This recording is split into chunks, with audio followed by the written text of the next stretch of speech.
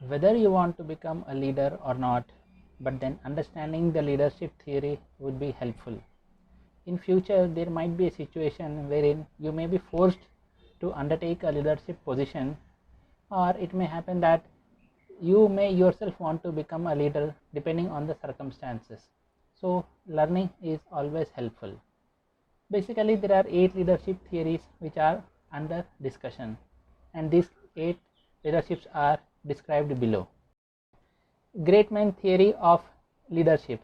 This theory proposes that leaders are always born, they are not made. People are born with the necessary social skills, the confidence, they have the necessary intelligence when they are born, so that which are required for the great leader. Since this theory proposes that leaders are always born, it may happen that the people who may want to put effort to become leaders, they don't put the necessary efforts because they have presumed that leaders are always born, and as such they are not leaders, so they cannot become leaders in future. Trait theory of leadership. This theory is similar to the great theory of leadership. In the great theory of leadership, it is being proposed that leaders are born great, but then this theory is quite different. It tells that a people who are having a certain traits, they can become leader. Like some of the traits of a great leader are extroversion, self-confidence, courage. These are generally found in some great leaders. So people who are having these traits are capable of becoming great leaders. But then there is a shortfall in this theory wherein you may find that people are having extroversion, self-confidence, they are courageous, but then they are not all leaders. So this theory doesn't tell anything about those people who are having these traits, but then they are not successful. Watch my video on the personality traits to understand more about the concepts of extroversion, self-confidence and courage. The link is there on your screen to find out more about the personality traits. Contingency theory of leadership.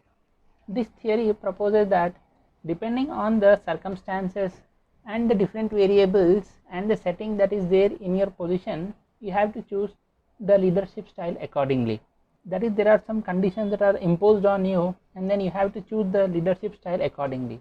Where this theory falls is when the contingencies are changing, then this theory doesn't tell you anything. Behavioral theory of leadership. This theory proposes that leaders are made and they are not born. It is exactly opposite to the great theory of leadership. This theory proposes that people can learn to become great leaders by teaching, by putting efforts and through observation. But then this theory needs a lot of patience for a person to become a leader because he is learning. So in the process of learning and then actually applying those learnings, it may take some time, and there are possibilities that during his process of learning he may be failed in many times. So it requires a lot of patience and practice. Participative or democratic theory of leadership. As the name goes, that it is democratic in nature. That is, this leadership proposes that the leader take inputs from others. The leader should take inputs from everyone in the team, then he processes that information, and then based on that information he takes a certain decision. Leaders are there to take decisions. But then in this theory, what will happen is, since the leader is dependent on others, the decision making will take a lot of time, and then at the same time he is dependent on the inputs from the others.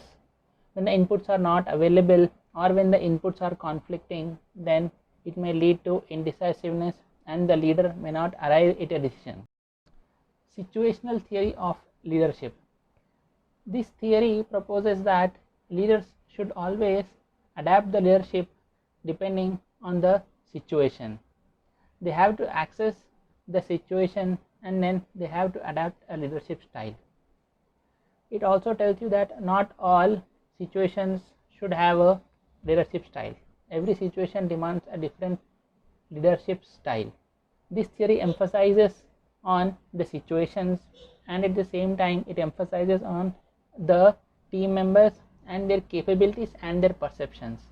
or he should presume some things about the team members, and then he have to act accordingly. Since it is situational in nature, as with humans, the same situation is seen differently by two different humans. So the results of the leaders may vary. Transactional or management theory of leadership. This theory is completely based on the concept of rewards and punishments. That is, if your group under you does some good work, then you will be rewarded, or if the group doesn't work, then they are given punishments. In this theory, the assumption is that the subordinate should do what their managers tells them to do, and then if they do it, they will get rewards. If they don't do it, they will get punishment. In this theory, what will happen is there is no emotional bond between the leader and the other team members, because they are completely working for rewards and punishments. So there is no emotional bond, because the subordinates are doing what the manager is telling them to do. So it will eventually, in the long run, it will kill the subordinates' creativity. This theory also emphasizes on that the leader should target the basic needs of the subordinates. The subordinates are motivated by the basic needs, and that is what the leader has to emphasize on.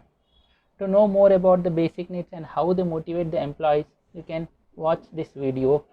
The link of the video is there on your screen.